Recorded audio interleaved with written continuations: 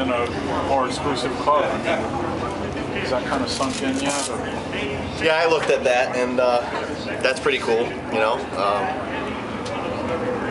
There's only, I think, 2 other guys that have done 2 with 2 different teams, too. And that's really important to remember, is that this is our first year together. You know, this is going to be cool. We got to maintain for the future, but I think everybody on our team's on board with that. That's our plan, is to go after championships, and it's awesome that it happened the first year together, and I'm excited to see what else we can do, you know. Talk about the day in general. The whole weekend kind of sucked, pretty much. Yesterday was a debacle with the rain, and we were the car on the track when the rain came, and then the starting field was expanded, which is something that we really weren't counting on happening, and we just had to deal with it because we had no say. And then today we had a pretty good car.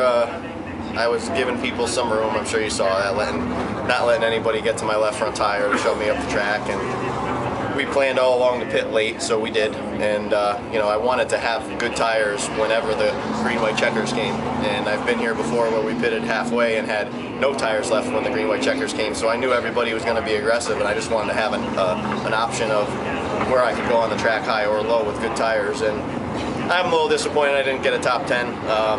No champions ever finished in the top 10 in every race in a modified tour during their championship season, and we were in position to do that with just a couple laps to go, and I bopped the wall up there off of turn 2 and flattened the right front tire, and then got penalized for deliberately bringing out a caution. I mean, I'm going to argue that rule till the cows come home. I mean, I had no right front tire. My only other option is to wreck our car or stop. That's the safest thing to do, so I guess we'll take the 1 lap penalty and finish wherever the heck we finished. I don't care anymore, because we won.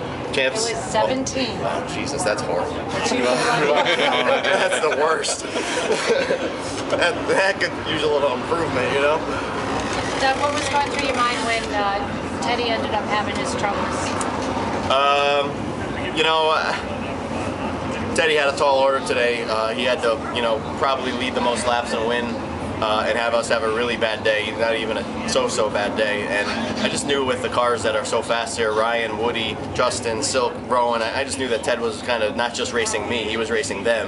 And I kind of figured one of them, like Ryan, would go out and lead the most laps and walk away with the thing. And you know, Ted's a competitor, and he split a season this year with 2 different kind of teams, the old 46 team and his own team, and that's a feat, to just survive the season and get all the guys on board and to contend for a championship. So they did an awesome job. Bobby Caton's a great car owner for the series, and I know he's driving a 13 out there, but Bobby's an instrumental part of how that team came together this year. And I don't think I think people expected us to contend for a championship. I don't think any of you or any of us expected them to be, you know, seriously in contention at the end of the season. So that's a great job for them, and you know, they came up a little bit short, but we were a little more consistent than them all season. You know, they had some good runs, and we just had a lot more top 5s and a lot more, you know, momentum, I think, going race to race. So I mean, we had just a great year, and really happy for my guys for putting up with me and, you know, doing all the things they do away from their family, traveling, working on the car. I mean, you know, you hear how every driver say it, but we